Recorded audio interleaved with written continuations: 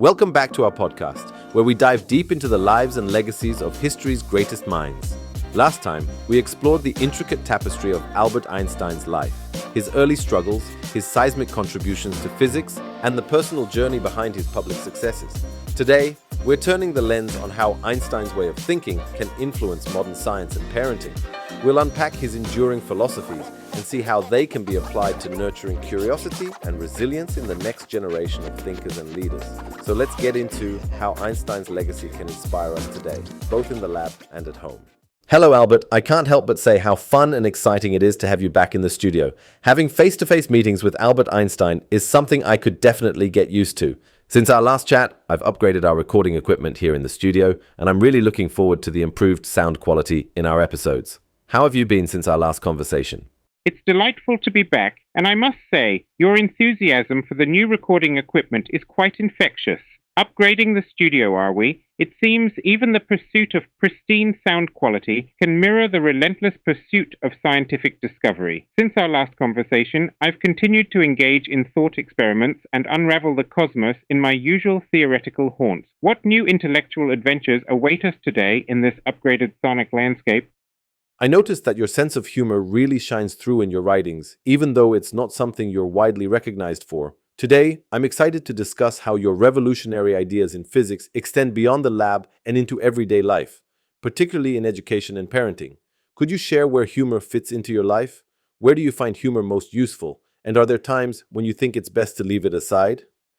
Humor has been an essential part of my life, acting as a bridge in human interactions and making complex science more accessible. It's particularly effective in education, where it can engage students and create a relaxed learning environment that makes daunting topics approachable. However, there are times when humor must be set aside, especially in serious discussions, or when it might undermine the importance of a subject. While humor can lighten discussions and foster connections, its use should be balanced with the need for clarity and consideration of the ethical implications of our discourse. The idea of using humor consciously as a tool to enhance learning and communication is indeed insightful. It sounds like this approach requires a good deal of sensitivity and timing. Did you have any mentors or influential figures who used humor effectively, who inspired you to incorporate humor into your own work and interactions? Indeed, the use of humor requires discernment and timing, much like the nuanced approaches needed in scientific inquiry. Throughout my life, I was fortunate to encounter several individuals whose use of humor not only lightened the mood, but also deepened understanding. One notable figure was my colleague Niels Bohr. Our spirited debates on quantum mechanics were often punctuated with humor, which helped diffuse the tension that sometimes arose from our differing views. Bohr's ability to inject humor into our discussions made complex topics more palatable and our interactions memorable. Now, turning a bit more personal, how did humor fit into your life at home or with friends? Did it help strengthen your relationships or maybe ease the tougher moments? Humor was essential in my personal life, offering a beacon of light during some of the darkest times. As Jewish people faced persecution and I lived in exile, laughter became a vital refuge for my family and friends.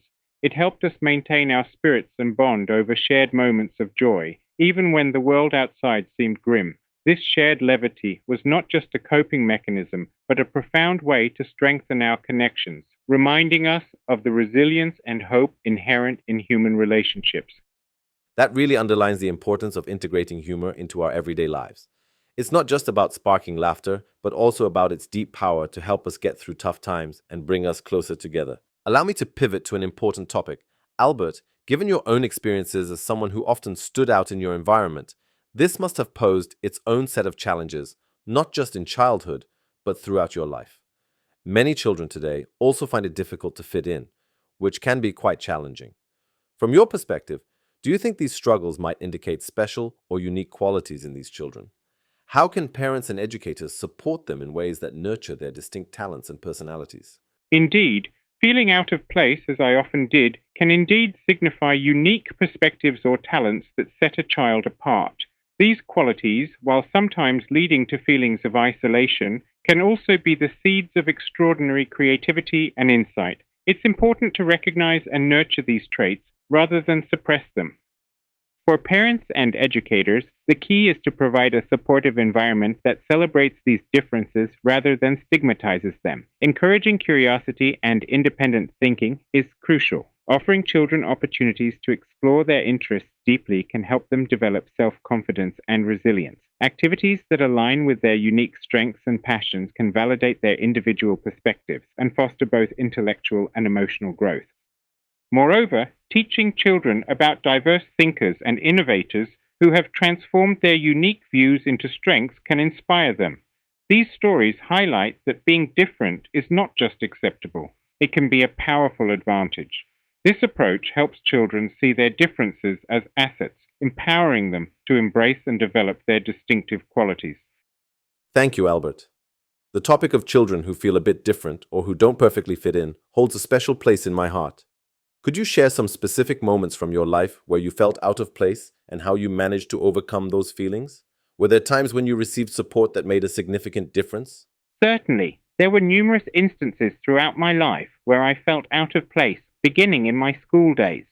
My nonconformist nature often put me at odds with the rigid structures of traditional education. I remember feeling stifled by the rote learning and strict discipline, which seemed to suppress my natural curiosity rather than encourage it. One specific moment that stands out is when I struggled with the authoritarian teaching style at the Luitpold Gymnasium in Munich. My disinterest in the pedagogical approach led me to clash with instructors and even led to my departure from the school. This was a turning point as it prompted me to join a school in Switzerland where the educational environment was more supportive and flexible, better suiting my learning style. The support I found in this new setting was crucial. Teachers who encouraged questioning and exploration rather than rote memorization allowed me to thrive. Their acknowledgement of my unique approach to learning was not merely accommodating, but transformative. It affirmed my way of thinking and exploring the world. In my adult life, moving to the United States provided a similar refuge during a time of significant personal and professional upheaval due to the rise of Nazism in Germany. The academic and social environment in America, particularly at Princeton,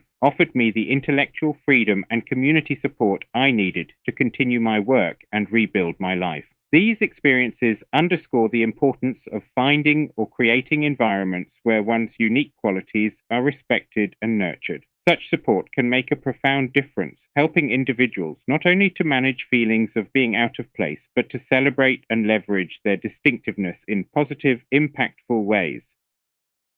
From your perspective, how can parents and educators identify and nurture the unique talents and qualities in children?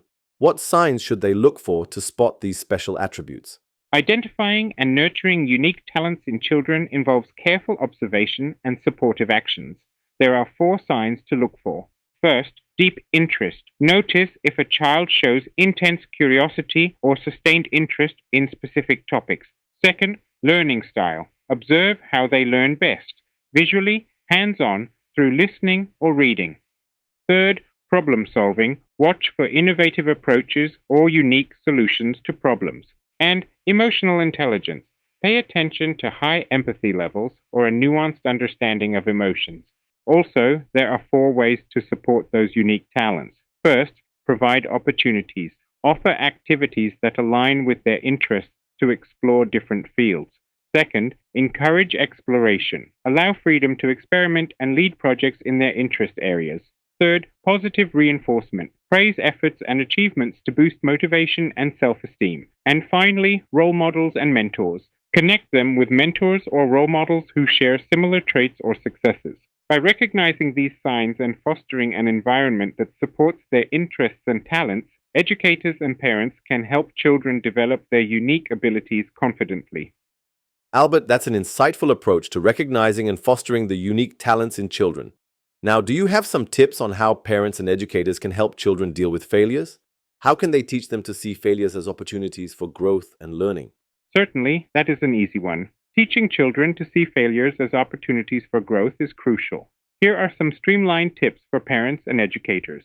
First, normalize failure. Explain that failure is a natural and valuable part of learning. Share stories of successful individuals who use setbacks as learning opportunities. Second, encourage reflection. Help children think about what went wrong and how they can improve, turning setbacks into lessons. Third, focus on effort. Praise the effort, not just the outcome, to emphasize the importance of persistence and hard work. Then, model resilience. Demonstrate how to handle failures gracefully, showing them it's okay to fail and important to keep trying. Also remember to provide support, offer encouragement and comfort when they fail, helping them stay motivated to try again. And finally, set realistic expectations. Help them set achievable goals, understanding that progress often involves overcoming obstacles. These strategies can help children develop resilience, view failures constructively, and prepare for life's challenges. Albert, thank you for this detailed approach. I always appreciate experience, and who is more experienced than you with unique talents? As we wrap up, how about one valuable tip from your philosophy for parents and educators to best encourage young minds? Certainly, one valuable tip from my philosophy that I would recommend is to cultivate a sense of wonder in young minds. Encourage children to question everything around them and view the world with curiosity and intrigue. When a child asks a question, engage with it seriously, explore the answers together, and if you don't know the answer, take it as an opportunity to discover together. This approach not only fuels their curiosity, but also builds critical thinking skills and a lifelong love for learning. Remember, education is not just about providing answers, but about inspiring children to ask questions and think deeply. This spirit of inquiry is the most precious gift we can give our young learners. Albert, thank you so much for joining us today. I've enjoyed learning from you, and your insights are incredibly valuable. I hope to have you back in the studio soon to continue exploring these fascinating topics together. This is a dream coming true for me.